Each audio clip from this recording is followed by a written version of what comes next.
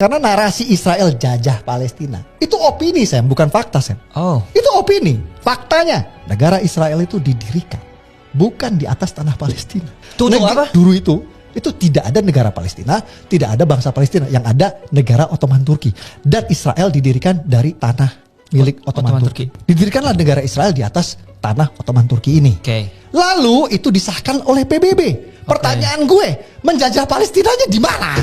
Yang menggagalkan kemerdekaan Palestina, berdirinya negara Palestina, itu adalah negara-negara Arab, Sam. Yes. Jadi PBB tahun 1947 itu menerbitkan yang namanya resolusi partisi untuk membagi tanah Ottoman Turki menjadi dua, negara Israel Yahudi dan negara Arab Palestina. Akhirnya Israel berdiri, waktu itu kan Israel langsung terima. Tapi Palestina ketika mereka mau mendirikan negara itu, mau accept dia PBB punya resolusi, negara-negara Arab bilang, "No, I will not let you." Gue gak akan kasih. Dan diserbu sama Arab. Gaza yang sekarang itu diributin itu dikuasai sama Mesir. Terus tepi barat yang sekarang jadi ibu kota Palestina itu dikuasai sama Yordania. Dan sampai akhirnya perang lah si Mesir sama Yordania ini sama Israel. Kalah.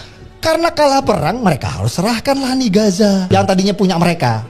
Mesir serahin Gaza ke Israel dan Yordania serahin tepi barat ke Israel.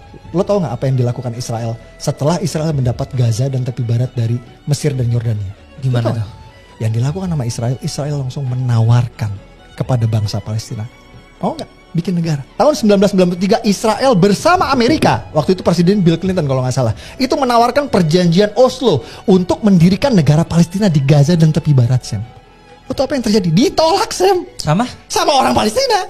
Fakta penting lagi, setelah Amerika dan Israel menawarkan perjanjian Oslo untuk mendirikan negara Palestina yang ditolak tahun 1993, tahun 2007, Sam, ya, waktu itu Presiden Amerikanya George Bush.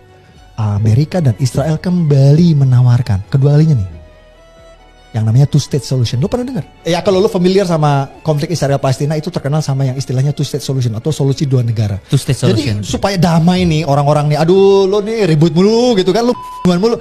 Udah damailah. Lo bikin negara, urus negara lo masing-masing kan gitu. Presiden Palestina itu sudah menyetujui. Oke.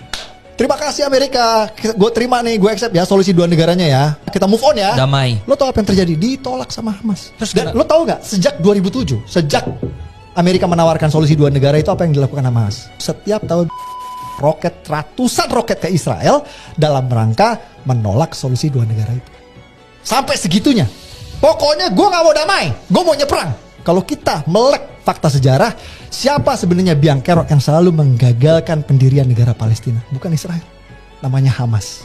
Ini fakta.